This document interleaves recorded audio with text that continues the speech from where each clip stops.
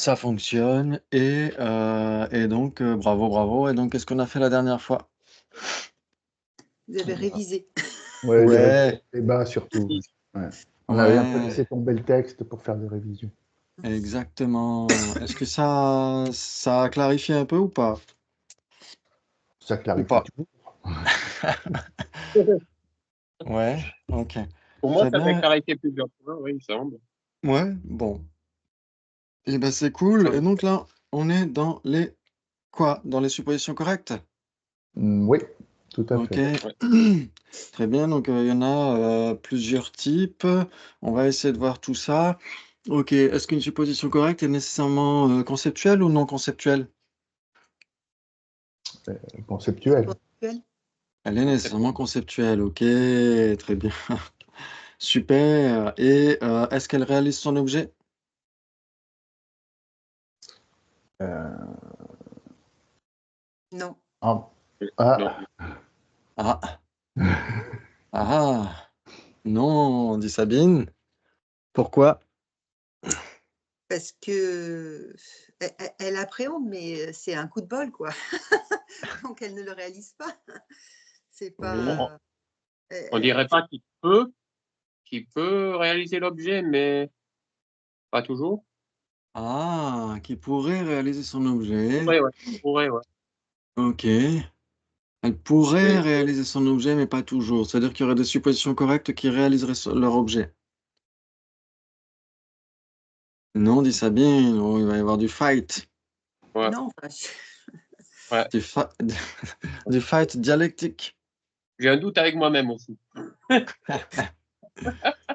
Ouais. Alors pourquoi Euh, est-ce qu'elle ne réalise pas son objet, dirait Sabine?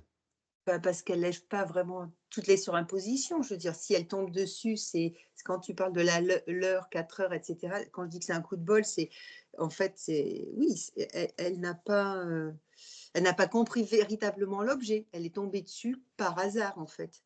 Ouais, C'est pas une vraie réalisation. Elle n'a pas compris réellement l'objet. ouais. Et ce qu'elle a Et, compris, oui, mm, c'est du hasard. alors, est-ce qu'elle a compris quelque chose, justement? Parce que comprendre et Non, réaliser, c'est pareil, non? oui, non, elle a pas réalisé, elle n'a pas compris. Mm. Et Daniel, toi, tu disais oui, il y en a qui réalisent, ouais. Quelles seraient ouais. les illustrations? Euh, le comment on pourrait tourner ça? Un supposition. Ouais. Est-ce Enfin, qu'on peut dire, par exemple, que quand il y a de la fumée derrière la colline, enfin le fameux exemple de la fumée derrière la colline, elle réalise qu'il y a du feu. Oui. Et ça, ce ouais. serait une supposition correcte? Pour moi, ça serait une supposition correcte. D'accord. Ok, très bien. Donc, on a deux candidats, Michel et Daniel, qui diraient que, en effet, la supposition correcte réaliserait son objet et Sabine dirait que non. Ok, très bien.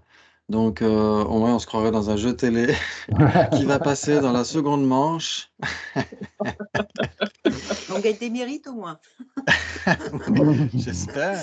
Effectivement, comme dit Sabine, ça le réaliserait, comme je dis que ça ne le réaliserait pas toujours, ça le réalise quand même sur un coup de bol aussi. Donc, c'est un petit peu D'accord. Ouais. sur Ok. un coup de peau. Donc, que veut dire réaliser son objet? Le comprendre, lever des surimpositions. Oui. Authentifié. Et, oui, voilà. L'authentifier, le comprendre, éliminer les surimpositions. Ok. Être infaillible, ouais. Mhm. Être infaillible, trancher les surimpositions, le comprendre, le certifier, etc. Ouais. Ok. Et donc, quand on certifie un objet, est-ce que ça peut être remis en question? Ouais. Non. Non. Non. Ouais, si vous avez certifié que 2 plus 2 font 4, si quelqu'un, comme Jean-Claude Van Damme, faut que j'arrête, faut que j'arrête parce que ce serait même faux qu'il dise ça. S'il Enfin est bref, aware, c'est bon. oui, S'il n'est pas aware, quelqu'un qui dirait 2 plus 2, ça fait 22. Tu sais que moi, quand on faisait les maths en cours, quand on apprenait les maths décalées, là, c'était une horreur, parce que 2 plus 2 ne faisait plus 4 avec les maths modernes. ah, À un moment, hein. Mmh, ouais, Donc, si on reste avec les maths anciennes, Avec une pensée correcte. ouais, si quelqu'un vient vous dire 2 plus 2, ça fait 22, normalement, vous n'en démordriez pas que 2 plus 2 font 4, non? A priori, non. Ça ne peut pas être remis en question, ouais. Hmm. C'est infaillible ou irréfutable. Alors que la supposition correcte, comme quand on regarde sa montre à 4 heures et qu'il est 4 heures, est-ce que c'est réfutable? Est-ce que c'est faillible ou infaillible? Tout à fait. Faillible. Faillible. Ouais, c'est faillible, exactement, ouais. Ouais, ouais, ça joue. Ouais, si vous regardez, alors la définition, c'était quoi? La définition de supposition correcte, parce que moi j'ai celle de Young-Zimpul-Butchok, mais ici, celle de Geshe-Jampel-Sampel. Alors, il dit c'est une cognition qui n'atteint pas un objet dont les surimpositions auraient été éliminées. Ouais, ok. Bien qu'elle s'applique, cette cognition, de façon univoque au phénomène qui est son objet principal d'engagement. Ouais, donc ça veut dire quoi? Ça veut dire qu'une cognition, une supposition correcte, elle a bien sûr un objet principal d'engagement, elle se tourne vers cet objet et elle est en accord avec cet objet. Vous êtes d'accord? Oui, Excuse-moi, oui. quand on dit qu'elle a un objet principal d'engagement, c'est la même chose que univoque ou pas? C'est pas la même chose parce que le doute a aussi un objet principal d'engagement. Ouais, quand on doute sur notre impermanence sera l'objet principal d'engagement. Ouais. Sauf que le doute, lui, il n'est pas univoque, il est équivoque. Ouais, il hésite. Ouais, univoque, euh, c'est pour justement remettre en question le doute, pour dire que la supposition correcte ne doute pas. D'accord. Ouais. On se dit, ah ouais, je suis sûr qu'il est 4 heures, je sais qu'il est 4 heures, je sais, je sens que je le sais, mais ça s'arrête là, ouais. Ouais. Donc ça veut dire qu'en effet, la supposition correcte, elle est en accord avec son objet d'engagement, elle a bien un objet d'engagement, etc. Mais elle ne le réalise pas. Mhm. Ouais, elle n'élimine pas les surimpositions, etc. Ouais, elle n'atteint pas son objet identifié. Ça veut dire qu'on peut avoir, comme on l'avait vu, précédemment, des cognitions qui sont factuellement concordantes, qui sont en accord avec la réalité, mais sans réaliser cette réalité. Et c'est tout à fait le cas de la supposition correcte, ouais? Mhm. Ça joue? Salut Ouais. Maria. Ouais? Ouais. Ça joue pour vous? Mhm. OK, donc ça c'est ici alors bien sûr, c'est un vocabulaire, technique, donc on se demande toujours, ce que ça veut dire, mais une cognition qui n'atteint pas un objet, identifié, on pourrait dire, c'est une cognition qui ne réalise pas son objet. Ouais, parce que atteindre un objet identifié, Topa en tibétain, ça veut dire réaliser son objet, ouais, ça veut dire trancher des surimpositions au regard de cet objet. Ouais. Alors bien sûr, quand on a une supposition correcte, de: «Il est 4 heures parce que je regarde ma montre à 4 heures» et cetera, bien sûr qu'on tranche des surimpositions. On comprend ce que veut dire: «Il est 4 heures». Vous êtes d'accord? On Mhm. n'est pas complètement, totalement à côté de la plaque en se disant: «Ah non, moi je sais pas ce que veut dire: "Il est 4 heures"». Ouais, l'heure du goûter et donc hem et donc forcément, on tranche des surimpositions, mais là, on ne réalise pas cet objet. Ça veut dire qu'on n'en sait rien véritablement s'il est véritablement 4 heures ou pas, même si on est persuadé qu'on le sait. Mhm. Ouais, Mhm. et donc il y a beaucoup de suppositions correctes. Par exemple, quand on étudie le dharma, quand même quand on étudie n'importe quel domaine, des sciences humaines, hein, la philo, la psycho, la science, et cetera. On a beaucoup de suppositions correctes puisqu'on n'a pas tout réalisé nous-mêmes. Vous êtes d'accord? Ouais, tout à Alors, fait. ouais, excuse-moi. Oui, Quelle différence alors il y aurait entre une supposition correcte et une réalisation de ce qui a déjà été réalisé? oui. Qui aurait une idée? Qui a été déjà réalisé par qui? Par toi ou par quelqu'un d'autre? Je vois pas la différence, mais Ah ben Par si, c'est important. ah oui, d'accord, oui, Enfin, je tout sais à fait. pas. Par Si, mois, par exemple, c'est pas, oui, en fait, si c'est par ça peut nous, être c'est la par cognition mois. qui compte. bah, si c'était par quelqu'un qui fait autorité, on va dire, je sais pas moi, par des scientifiques qui ont pignon sur rue, ben,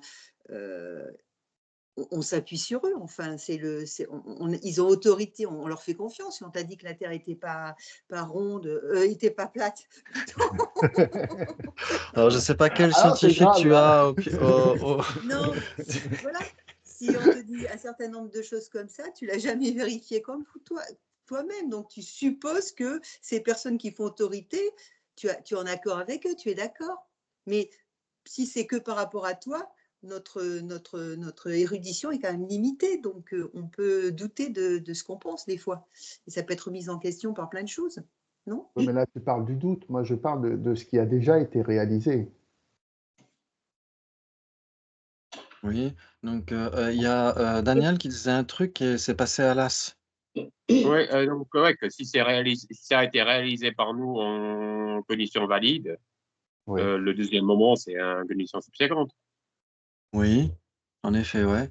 Si on réalise ce qui a déjà été réalisé, on a une condition subséquente, vous êtes d'accord? D'accord. Oui. Donc, une Ouais. Et supposition. donc, Là, c'est pour ça que je demandais la différence entre les deux.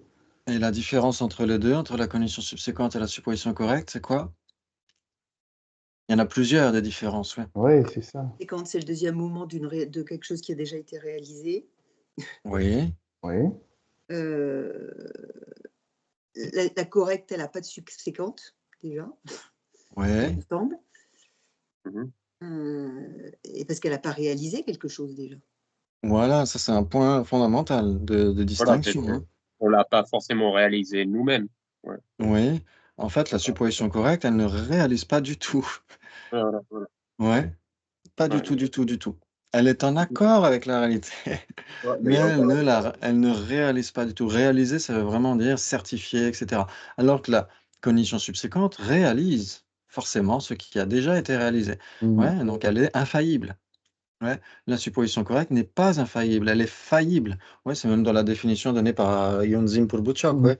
Ouais, une condition déterminative qui est faillible au regard de son objet déterminé, et cetera. Ouais, elle est faillible, elle peut être remise en question. Si vous regardez votre montre 10 minutes après, vous allez dire: «Ah bah tiens, il est toujours 4 heures, donc peut-être qu'il n'était pas 4 heures». Et là, vous allez douter, comme disait Sabine. Là, vous allez commencer à douter. Ouais.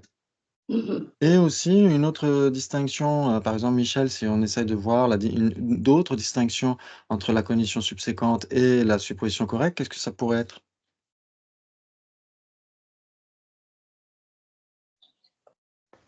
D'autres distinctions. Ouais.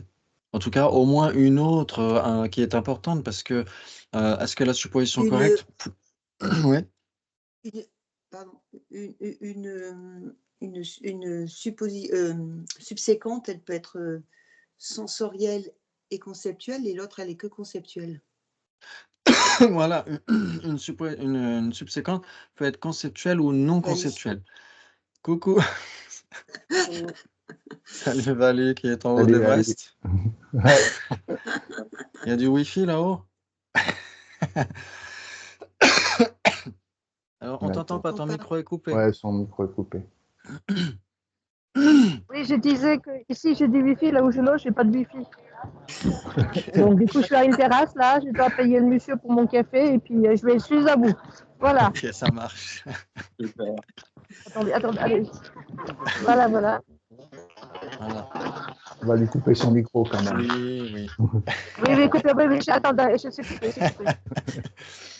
Merci. Ok, oui, en effet, donc pas nécessairement sensoriel, mais en tout cas non conceptuel. Il y a des cognitions subséquentes non conceptuelles et des cognitions subséquentes conceptuelles, vous êtes d'accord? Absolument. Alors que la supposition correcte, c'est possible ou pas? Non, puisqu'elle est Non. Non, conceptuelle. elle peut être que conceptuelle. Voilà, parce qu'on a dit c'est nécessairement conceptuel. Donc c'est une autre différence, ouais. Ok, très bien. Super. Mhm. Ouais, donc, mais le point principal, c'est est-ce qu'elle réalise son objet ou pas? C'est ça qui Mhm. fait la distinction, ouais. OK. Donc ça, c'est très, très important, ouais. Mhm. Ouais. Parfait, donc réaliser, c'est essayer de bien comprendre ce que ça veut dire, ouais, réaliser son objet, ouais, ça veut dire, trancher les surimpositions, les plus importantes, on pourrait dire. C'est atteindre son objet identifié, c'est, comprendre son objet, le certifier et cetera. Même si ça ne veut pas nécessairement dire tout comprendre de cet objet, parce qu'on n'est pas omniscient, en tout cas moi je ne le suis pas. Donc, je ne peux pas tout comprendre des objets que ma conscience réalise. Ouais. Mais en tout cas, c'est très important de faire ces distinctions. Ouais. Ouais, ça vous parle, la supposition correcte est en accord avec la réalité malgré tout. Ouais. Ok. Génial. Et donc, il y a différents types de suppositions correctes. Où est-ce qu'on était la dernière fois? On était à la page d'après. Dans la page Pardon? Je Oui, crois 143, quelque chose comme ça. 143, ok, ouais, c'est possible, ouais, 42, tout à fait. 43 par là, j'avais arrêté. Très bien. Oui, c'est ça, ouais. Exactement. Peut-être que Ok, oui, tout supposition à fait. correcte en raison, je crois, un truc comme ça. Ouais, parce qu'après, il y avait les divisions, non? Ouais. Les divisions des suppositions correctes. Donc ici, il y en a 3. Dans d'autres textes, ils disent 5, etc. Ça dépend. Yonzin Podruchok donne 5 types de divisions des suppositions correctes. OK. Et donc ici, ça nécessite de comprendre un petit peu les syllogismes, etc. Mais on va essayer de voir ça. C'est pas très... Mmh, alors là, on va pas parler nécessairement des, raisons fausses et cetera, parce que ça pourrait poser question. Surtout si on étudie le texte de Yanzin Podruchok, quand il parle d'une supposition correcte qui se fonde sur une raison indéterminée. Ouais, dans ce cas-là, ça pourrait énormément poser question. Mais c'est pas très grave. OK. Lorsque donc toujours page, là 143. Lorsque les suppositions correctes sont divisées, elles sont au nombre de 3, sans raison, sans certification de la raison et se fondant sur une fausse raison. Ouais, une raison fausse, une pseudo-raison. Ouais, ils disent une quasi-raison, une pseudo-raison, etc. Mais on peut dire une raison fausse, tout simplement. Ouais, ok. Très bien, ok. Et donc une raison, c'est quoi? C'est qui a la définition d'une raison? Ceux qui ont fait des débats? On en a parlé il y a longtemps. Alors c'est très facile, hein, la définition d'une raison, c'est ce qui est posé comme raison. Voilà. Ok. Ouais. Oui. Donc si on vous demande un jour la définition de la vacuité, vous direz bah, c'est ce qui est posé comme étant la vacuité. C'est facile. Ok. Ouais. Et donc la définition d'une raison dans telle preuve, c'est ce qui est posé comme raison dans telle preuve. Ok, voilà. Bravo, bravo. Et puis, donc une raison, c'est ce qui prouve une thèse. Ouais. Ok, très bien. Et donc, il faut bien sûr que cette raison... Alors, bien sûr, ce qui prouve une thèse, si c'est une raison valide. Mais une raison n'est pas nécessairement valide, vous êtes d'accord? Oui. Ouais, Oui. ok, très bien. Oui, on peut entendre plein de raisons qui sont données, etc. Quand l'employé dit à son patron, voilà, je suis arrivé en retard parce que il y a du trafic sur la route, etc. Elle donne une raison, mais est-ce que c'est une raison valide? Pas nécessairement. Ouais, ok. Ou des fois, on dit dans la tradition bouddhiste, ah, j'ai loupé mon examen, c'est mon karma, parce que c'est mon karma. Eh ben non, c'est une raison fausse. Ouais, fallait étudier. Voilà, fallait réviser. Ouais, ok, très bien. Très bien, très bien. Et donc, ici, on va essayer de voir justement, on va essayer de décrypter un petit peu tout ça. Une illustration d'une supposition correcte sans raison est une cognition qui pense le son est impermanent sans aucune raison. Voilà, facile.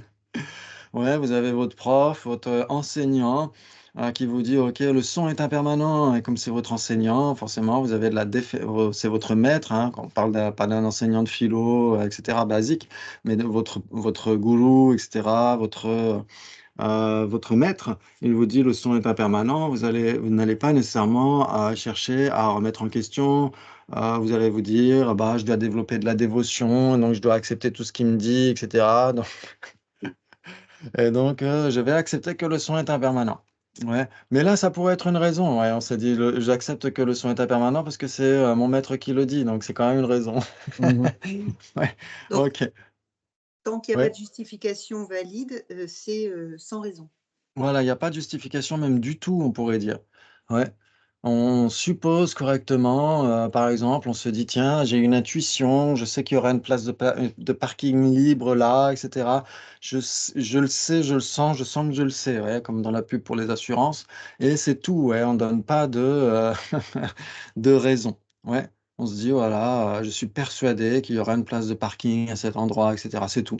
Ouais. Ok. Très bien. Très bien, très Et bien. Oui? Allô? Non, tout va bien. Oui, non, c'est bon? OK. Oui. Très bien. Ensuite, une illustration d'une supposition correcte sans authentification de la raison est une cognition ou une conscience qui pense le son est impermanent, se fondant sur la raison, être un phénomène produit. OK.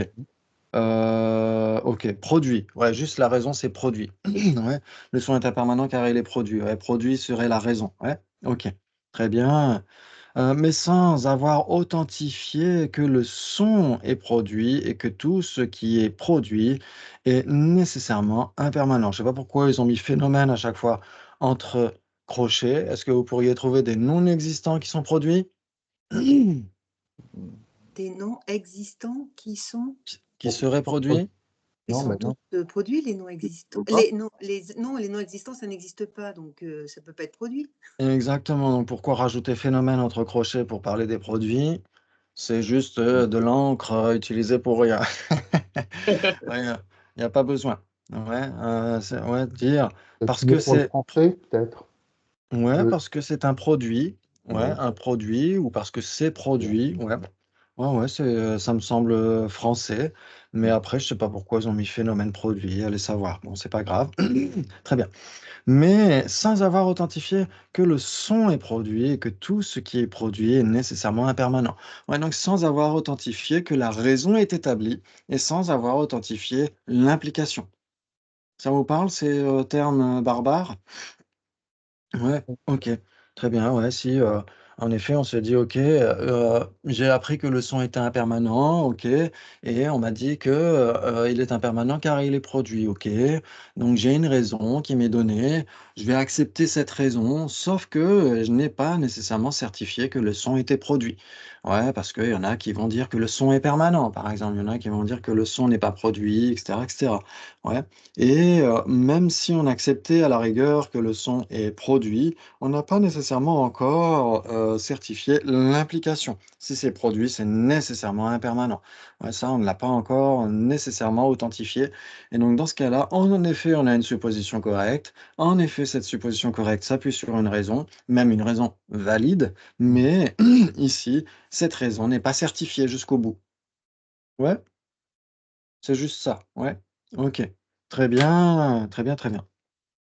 Heu, OK, très bien et enfin, une illustration d'une supposition correcte qui dépend d'une pseudo-raison, d'une raison fausse, est une conscience qui pense. Le son est impermanent en se fondant sur la raison, parce que c'est un objet de compréhension.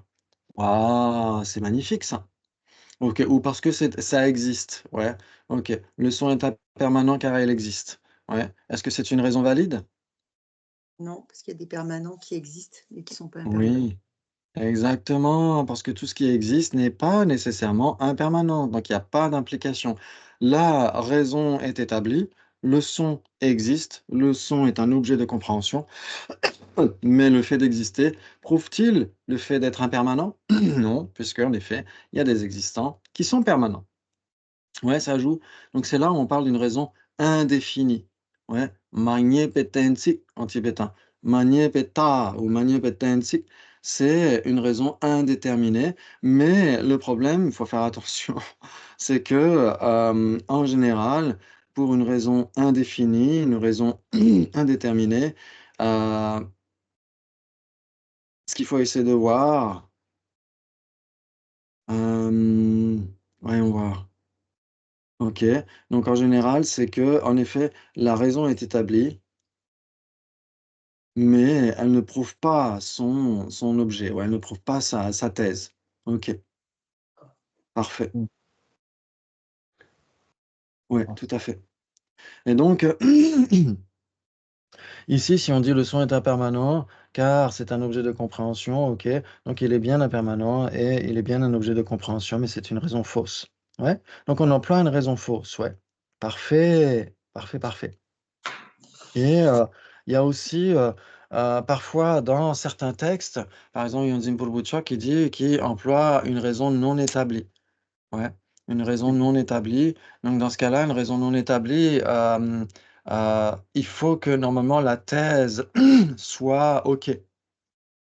Il faut que Mm. la thèse soit OK, le son est impermanent et la raison va prouver, va pas du tout prouver ça. Ouais, on va dire le son est impermanent car, c'est de la conscience. Ouais. Et donc dans ce cas-là, en effet, la thèse est correcte, mais la raison ne prouve pas cette thèse parce que la raison est fausse, ouais, elle n'est pas établie. Oui, c'est ce qu'on dit Ouais. dans les syllogismes, en fait. Oui, Ouais. exactement. Ouais, tout à fait. Et parfois, on a aussi, parmi les raisons, fausses, on a aussi les raisons opposées. Ouais, les raisons opposées, ça veut dire que la raison prouve le contraire de, la thèse. Ouais, on dira: le son est permanent car il est produit». Ouais, produit est en effet, une propriété du sujet, mais prouve le contraire de permanent. Mhm. Ouais, OK. Mhm. Sauf que, pour Yonzin Polbutchok, il dira ça, il dira: «Il y a des suppositions correctes qui, se fondent sur une raison opposée». Mais le problème, c'est que quand on a cette raison opposée telle qu'elle est donnée dans la logique, la thèse est fausse. La raison est juste, mais elle prouve le contraire de la thèse. On dira: «Le son est permanent car il est produit». Ouais, et dans ce cas-là, est-ce qu'on peut avoir une supposition correcte du son qui est permanent? Non, puisque ça doit être On correct a... au départ. Parce que c'est pas correct. Ouais. Exactement. Donc quand Yonzin Polbutchok dit qu'on peut avoir une supposition correcte qui s'appuie sur une raison opposée, dans ce cas-là, c'est pas la même raison opposée qu'on étudie dans la logique. Parce que dans la raison opposée qu'on étudie dans la logique, la thèse est fausse et donc on ne peut pas avoir de supposition correcte au regard de cette thèse fausse. Ouais. Mhm. Ici, la thèse doit être juste pour la supposition correcte. Donc ça veut dire le son est impermanent car il n'est pas produit. Ce sera ça, cette raison fausse, cette raison opposée sur laquelle se fonde la supposition correcte. Le son est impermanent, OK, on est en accord avec la réalité, on a une cognition factuellement concordante, le son est impermanent, mais on justifie ça par une raison fausse. Il est impermanent car il n'est pas produit. Ah ouais.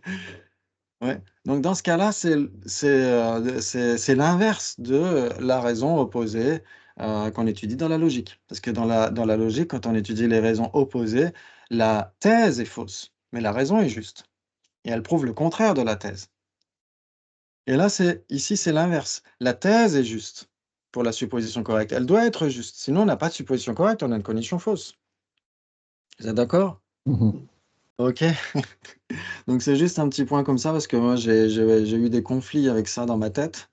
Il y a quelques années, mais en effet, Vennogen Gansen à Nalanda m'a beaucoup aidé. Parfait, parfait, parfait. Et donc, est-ce que ça va jusqu'à maintenant? Ouais? Mhm. Ouais, OK, très bien. Donc ici, on va voir tout ça, les suppositions correctes sans raison. Le premier genre de supposition correcte est une cognition qui pense, ne s'étant penchée sur aucune raison, que le son est impermanent. Ouais, et donc tout simplement parce qu'on nous le dit. Ouais, parce que Jacques a dit ceci, Jacques a dit cela. Ouais, on écoute des enseignements et on se dit: «Bah, je vais pas chercher à approfondir, mon maître dit ceci et cela, donc j'accepte tout ce qu'il me dit» et voilà. Mais en fait, c'est pas on est censé, aller au-delà de ça, ouais. OK. Ce n'est pas quelque chose qui a été réalisé ou authentifié, mais seulement pensé sans aucun raisonnement. Donc on pense juste, mais il y a pas de raisonnement pour autant. Ouais, c'est juste une conception, c'est une conception qui ne fait pas de raisonnement. Ouais, OK. Eh bien, les suppositions correctes sans authentification de la raison. Selon l'illustration du second genre, une supposition correcte comprend, voilà, comprend sans avoir authentifié la raison que le son est impermanent. OK, donc comprend que le son est impermanent, il faudrait reformuler la phrase. Selon l'illustration du second genre, une supposition correcte comprend que le son est impermanent, mais comprend, ça pose question. Ça pose question. Elle, conceptualise en fait, hein, que le son est impermanent. Parce que si elle le comprend, elle le certifie. Et si elle le certifie, ce n'est Elle le plus une réalise, c'est supposition plus, ouais, correcte. c'est plus une certitude. Exactement. Donc, c'est Voilà. là où le stylo va être utile. OK. Donc, on va dire conceptualise ou appréhende. On va dire appréhende, c'est mieux, hein. Parce que appréhender et comprendre, c'est deux choses différentes. On va être Zimba en tibétain pour appréhender et Mhm. comprendre, Shewa, c'est très différent. OK. Très bien. Donc, une supposition correcte appréhende que le son est impermanent ou l'impermanence du son, si vous voulez, sans avoir authentifié la raison. Ouais.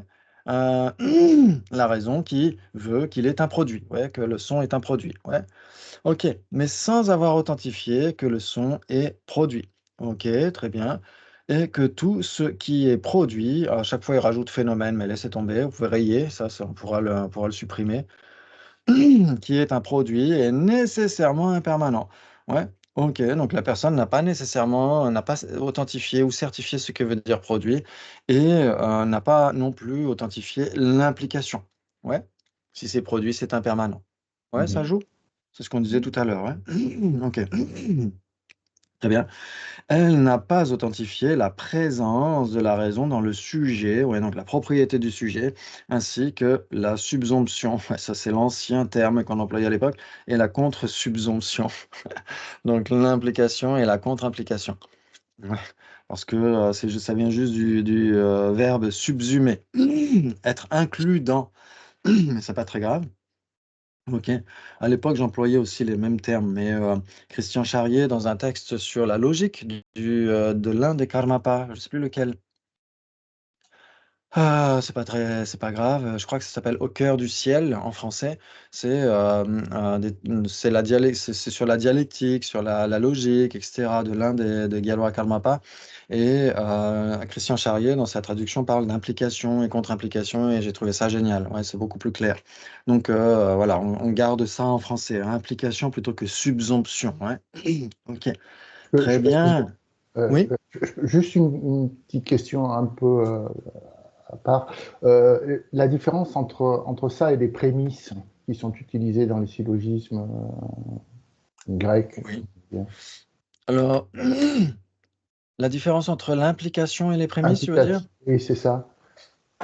Alors, moi, j'ai pas étudié la logique grecque, celle d'Aristote, tout ça, parce qu'il semble qu'il y ait aussi des difficultés. Par exemple, les prémices, j'avais entendu dire, OK, attendez, je branche l'ordinateur. C'est-à-dire les mentales français a beaucoup de trous, ouais. Donc, plus vous avez des mentales, plus vous avez de trous, et donc moins Oui, vous avez des mentales. oui, oui. Ouais. Oui, oui, non, mais. Donc, c'est ça qui me pose question, parce que là, c'est totalement faillible comme raisonnement, Ouais, non? là, tu es chez les sophistes, mais. Oui, oui. Ah non, bon, c'est pas grave, je chercherai, je t'embête pas avec ça. Ouais. Sur ce que Parce que, ouais, comme la moi, j'ai notion pas beaucoup grecque. étudié, j'ai juste Ah non. cet exemple à l'esprit qui me pose énormément de questions. J'ai du mal, je pourrais pas expliquer, ou je dirais des bêtises. Bon, c'est pas grave. Ouais, ok. Mais ici, si on comprend qu'en effet, le sujet là, et là, le prédicat, oui, le prédicat de la thèse et la raison doivent avoir ces relations fondamentales, ouais, la raison doit être une propriété du sujet et la raison doit impliquer le prédicat. Donc, dans ce cas-là, et s'il n'y a pas le prédicat, eh ben, ça implique qu'il n'y a pas la raison. Vous avez la propriété du sujet, l'implication et la contre-implication. C'est une raison valide. Mais quand on étudie la logique, on peut voir qu'il peut y avoir aussi des failles chez les sorotrantika, ouais, dans certains cas. Ouais, c'est pas très grave. Ok, très bien, très bien.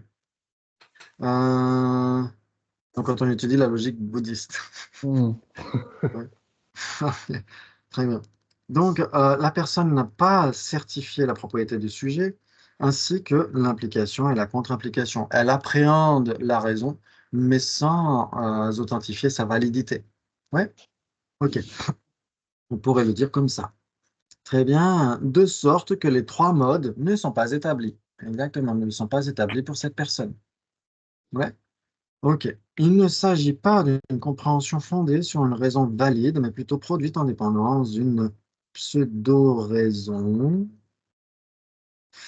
n'a pas authentifié la raison comme il faudrait. Oui, mais sauf que là, attention, si on dit que le son est impermanent car il est produit, c'est une raison valide. Ouais, ce n'est pas une pseudo-raison. Ok, donc peut-être que euh, Latil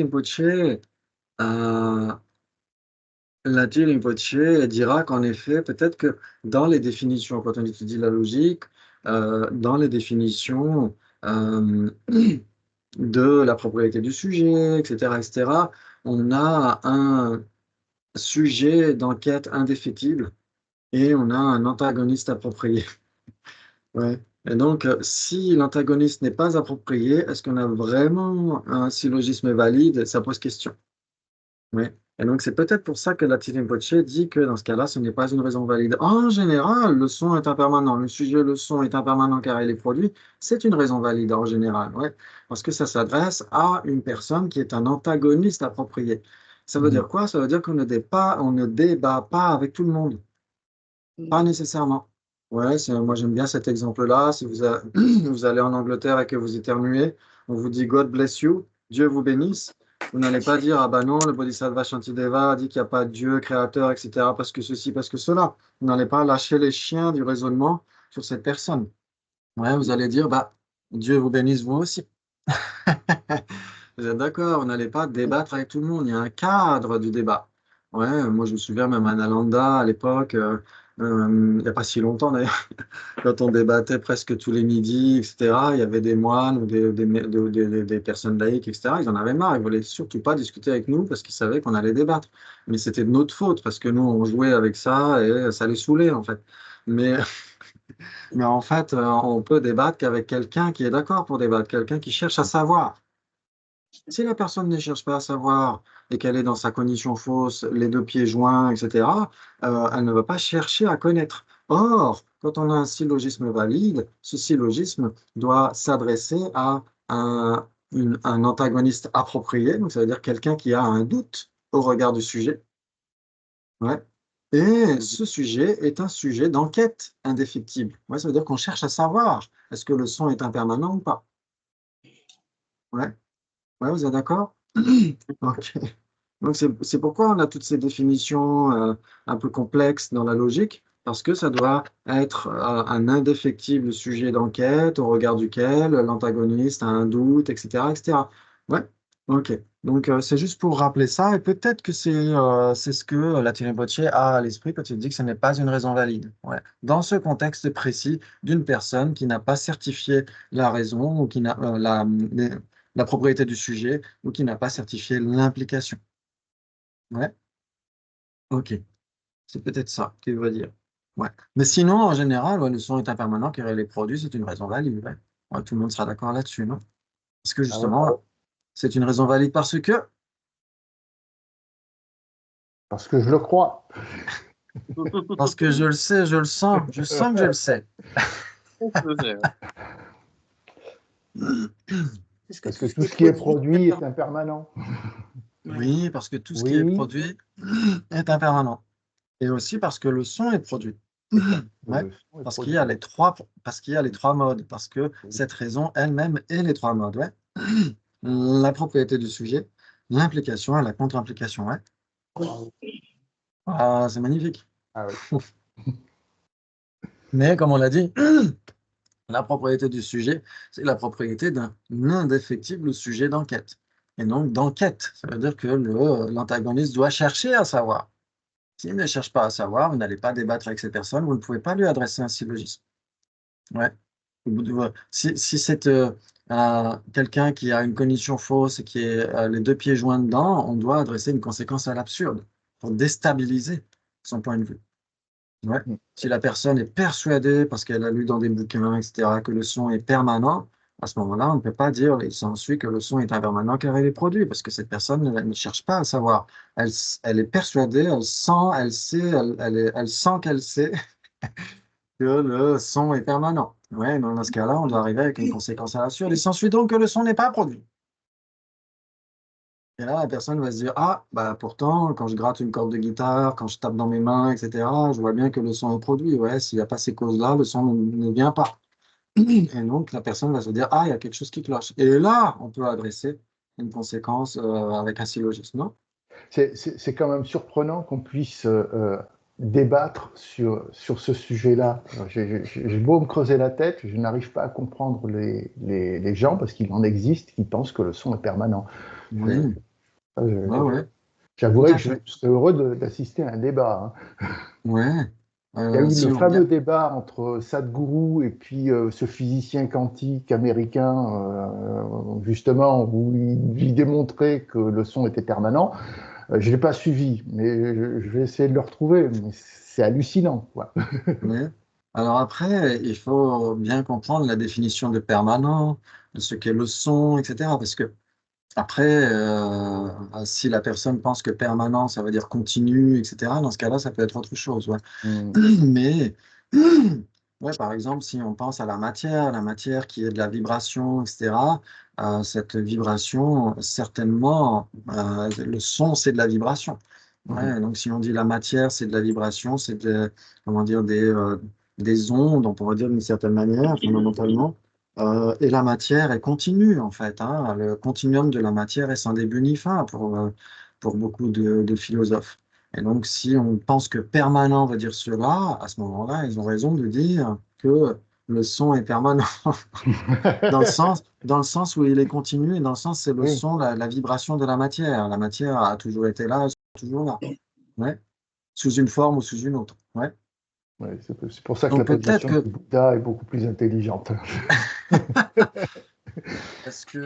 mais en tout cas, ce que dira euh, Guichet Dreyfus dans Recognizing Reality, il dira que justement, on emploie ce syllogisme dans le bouddhisme, justement, c'est notre syllogisme favori. Pourquoi? Parce qu'on s'adresse à certains non-bouddhistes.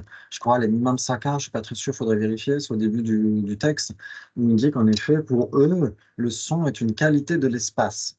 Comme l'espace est permanent, voilà. C'est pour ça qu'ils vont dire que le son est permanent, ouais. Tout en étant une cause. Ouais, par exemple, Om est permanent, mais crée l'univers, etc., etc. Donc c'est une cause permanente, hein. Donc c'est là où il y a beaucoup de débats entre les bouddhistes et les non-bouddhistes. Ouais, ok. Mais si on comprend bien ce que veut dire le son, ce que veut dire permanent, etc., là, ce serait difficile à tenir un débat, ouais. Ok, très bien, très bien, très bien. Eh ben c'est super. Ok. Et donc, il ne s'agit donc pas d'une compréhension, donc ce n'est de toute façon pas une compréhension, ouais. Et ce n'est pas une compréhension, en plus, fondée sur une raison valide, mais plutôt produite en dépendance d'une raison fausse. La personne ou la cognition de la personne n'a pas authentifié la raison comme il faudrait. Ouais, ok. Donc, dans ce cas-là, oui, c'est bien de garder à l'esprit que la raison est valide. On adresse une raison valide à la personne, sauf que la personne n'est pas prête encore à la certifier. Et donc, tant qu'elle ne la certifie pas, elle n'est pas valide pour elle. C'est peut-être pour ça que la Téléboîtier le formule comme ça. Ouais, ouais, ça joue. Oui. Ok, très bien. La raison en dépendance de laquelle le son est appréhendé, plutôt que compris, appréhendé. Parce que compris, ça veut dire cognition valide ou cognition subséquente. OK. La raison en dépendance de laquelle le son est appréhendé comme étant impermanent est en général une raison valide, c'est ce qu'on vient de dire. Mais pas pour cette personne qui n'a pas réalisé les trois modes. OK, ouf, heureusement que je n'ai pas dit le contraire. Parce que là, c'est clairement mentionné par la télépotier. Il faudrait que je prenne le temps quand même de lire le texte avant de donner la classe. Ouais. Ok, donc très bien, très bien. Donc des fois je le fais, hein, promis. Les suppositions correctes se fondent sur une pseudo-raison. Oui, se fondant sur une pseudo-raison. Mhm. Euh, Ok, très bien. Donc sur une pseudo-raison, donc ça veut dire une raison fausse, même pour la personne qui l'adresse. Mhm. Ouais. Ok, ça veut dire qu'elle est fausse de bout en bout. Une supposition correcte se fondant sur une raison fausse est par exemple une cognition qui pense que le son est impermanent en se fondant sur la raison que c'est un objet de compréhension, ou qu'il existe, ouais, tout simplement. Ouais, dans ce genre de supposition correcte, il n'y a pas d'implication entre la raison, Hetu, mais il n'y a pas besoin de Hetu, c'est juste H-E-T-U, ouais, ok. Et Tensik en tibétain, ok. Et le prédicat Sadhya Dharma ou Drupje Che, Drupje, pas Drupche, c'est Drupje avec un J, ouais, Drupje Che.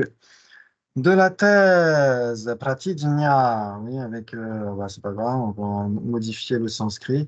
Damcha en tibétain, Damcha, c'est pas Tamcha, c'est Damcha. Parce que le défenseur, on l'appelle Damchawa en tibétain, hein. Ok, celui qui défend une thèse. Très bien. Donc, à part ces détails techniques, il n'y a pas d'implication entre la raison et le prédicat de la thèse. Ouais. Si on dit le sujet, le son est impermanent car il est produit, la raison c'est quoi? Tu peux répéter, s'il te plaît? Pardon, oui. Dans le syllogisme, le sujet, le son est impermanent car il est produit, la raison c'est quoi? Les produits, Et les produits? Voilà, exactement, c'est produit. Le sujet c'est quoi? le son, Le son, la thèse c'est quoi? impermanent. Impermanent. Alors la thèse, c'est le sujet plus le prédicat, ouais. Ah, d'accord. Donc c'est Le son c'est est le impermanent. voilà, exactement. C'est ça. Ça c'est le probandum, ouais, la thèse approuvée, ouais, le probandum ou la thèse, si vous voulez, c'est comme vous voulez. Le son est impermanent, ouais. Et le prédicat du probandum ou le prédicat de la thèse, c'est Impermanent. impermanent, exactement, ouais. Ouais, ça joue. Mm. Ok, c'est juste pour que vous soyez familier avec ces façons de parler, mais c'est assez simple, hein, tout simplement. Ouais, ça veut dire que le sujet, c'est le son qui est qualifié par le prédicat et qualifié par la raison dans ce cas-là. Ok, très bien. Et donc ici, on dit le sujet, le son est impermanent car il existe. En effet, on a un problème. Ouais, comme on l'a dit tout à l'heure, parce qu'il y a des existants qui ne sont pas impermanents. Ouais, donc, notre raison ne prouve pas la thèse. Ouais. Ok, très bien. Elle est indéfinie. C'est une raison indéfinie. Ouais. C'est défini comme étant comme ça par Chone Lamashedju, ouais, dans à Serame. C'est en effet une raison qui a une propriété du sujet, mais qui est indéfinie au regard de l'implication, ouais, qui a une implication indéfinie. Ouais, c'est juste ce que ça veut dire. OK. Tout ce qui est un objet de compréhension n'est pas nécessairement impermanent. C'est ce qu'on vient de dire. Certains objets de compréhension sont impermanents et d'autres permanents. Bravo, bravo, c'est magnifique. Et ensuite, de façon similaire, le Tsemarikter de Sakya-Pandita, ouais, le trésor de raisonnement de Sakya-Pandita dit les suppositions correctes ne sont pas plus de trois, ne dépendant pas d'une raison, qui en tant que simple affirmation peut basculer dans le doute, oui, en effet, dépendant d'une raison correcte, entre guillemets correcte, et d'une raison, d'une pseudo-raison, d'une raison fausse, ouais.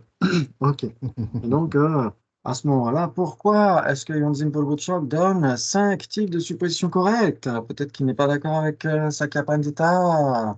Oh là là. Non, c'est juste qu'il donne plus de détails. Ouais. Ok. C'est pas très grave. Ok. Une autre définition d'une supposition correcte est une cognition propositionnelle qui, sans dépendre d'une expérience ou d'une raison valide qui serait son fondement, appréhende de façon univoque et non erronée, donc non fausse, on pourrait dire, son objet d'engagement, mais n'atteint pas un objet pour lequel les surimpositions ont été éliminées. Ouh là là là là, ça c'est de la définition qui déchire. J'ai rien compris. C'est pour ça que ça déchire. Ouais, exactement. Ok. Donc, une cognition propositionnelle, on pourrait dire une cognition déterminative ou conceptuelle ou discursive. Ouais, on se dit ceci et comme cela. On se dit, tiens, il est 4 heures, etc. Ouais, donc, c'est discursif, c'est conceptuel dans le sens où c'est discursif, c'est déterminatif. Propositionnel, c'est une façon un peu différente de parler, mais ça revient à la même chose. Ok, on a une proposition à l'esprit, comme quand on apprend la grammaire française, une proposition, etc. Ouais. Le sujet plus le verbe, etc., etc. Ouais. Ok, très bien. Donc une cognition déterminative ou conceptuelle qui, sans dépendre de l'expérience, ouais. Donc qui n'est pas, en effet, fondée sur une expérience valide. Ouais, ouais, bien sûr que quand vous regardez votre montre à 4 heures, vous avez l'expérience de ça. Mais ce n'est pas l'expérience valide de il est 4 heures. Mhm. Ouais, ok. Ou d'une raison correcte, donc qui est son fondement, ok. Appréhende de façon univoque. Pourquoi univoque? Parce que la supposition correcte n'est pas un doute. Le doute est équivoque. Ouais, donc c'est pour exclure le doute ici, univoque. Ouais, ok. Et non fausse, parce que non erronée, ça pose une question. Ouais, une supposition correcte est conceptuelle, vous êtes d'accord? Parce qu'on a dit qu'elle était déterminative ou propositionnelle ou discursive. Donc elle est conceptuelle. Si c'est conceptuel, c'est nécessairement erroné, vous êtes d'accord? Oui. Ok, donc elle est erronée. Ouais. Donc ici, il Mhm. faudrait modifier non fausse. Ouais. Non, fausse, ouais. Exactement. Parce que la supposition correcte n'est pas une cognition fausse non plus. Elle n'est pas un doute, elle n'est pas une cognition fausse, elle n'est pas une perception directe, etc., etc. Hein, donc la définition doit exclure tout ça. Ouais, ça joue. Ouais. OK. Et donc, qui appréhende, là c'est juste, ce n'est pas qui authentifie, qui appréhende. Ouais, ouais, ça joue. Ouais. Là, c'est bien, c'est correctement dit. Ouais, elle n'authentifie pas son objet, sinon ce serait soit une condition valide, soit une condition subséquente. Ouais. OK, donc appréhende, c'est très juste ici, page 145 en haut. Très bien. De façon univoque et non fausse, son objet d'engagement, mais n'atteint pas un objet pour lequel les surimpositions ont été éliminées. Exactement. Ouais. Parce que quand les surimpositions sont éliminées, comme on l'a dit, c'est une certification. Ouais. C'est ce que dit Acharya Dharmakirti. Nie padam nirdodoyi ne je jamuchir. Il dit que la certitude ou la certification et les surimpositions ont pour nature d'être ce qui élimine et ce qui est éliminé. Ouais, quand vous avez une certitude, une certification au regard d'un phénomène, les surimpositions contraires à cette certification sont éliminées. Ouais, ok, c'est magnifique ça. Très bien, cette définition ne diffère pas des deux autres posées plus tôt. Alors si, elle est différente parce qu'elle n'est pas une avec cette définition, mais parce qu'elle existe et qu'elle n'est pas une avec ces autres définitions. Mais sa signification est la même. C'est ce que veut dire la Tirinpoche. OK. Ici, expérience doit être entendue. Il est quelle heure? Parce que je vous emmène loin, là, après, non? 10h30. Bon, on Ouais. verra la suite plus tard, si vous voulez. Ouais. Donc, on est à la page 145 et on verra la suite, l'explication de cette définition donnée par Osaka Pandita dans le Tsemarikter. Ouais, ok, eh ben, c'est super, merci beaucoup. On a pas mal avancé. J'espère que ça a été un peu plus clair que certaines autres fois. C'est brillant. Merci beaucoup. Et pour ceux qui veulent et qui peuvent, il y a les débats ce soir. Et aujourd'hui, il y a aussi Gendandul qui va donner quelque chose de spécial, ouais, pour Chotul Duchen, le jour des miracles. Pour ceux qui suivent les cours, ça va être super. Et donc, les débats ce soir, on va continuer avec définition et définiendum. Oh là là là là là, à préparer les anti-migraines. Ah, bon, ça va être tranquille. Merci beaucoup. Excellente journée pour le bien de tous les êtres. Merci. Merci, bonne journée. Ciao, ciao. Ciao, ciao.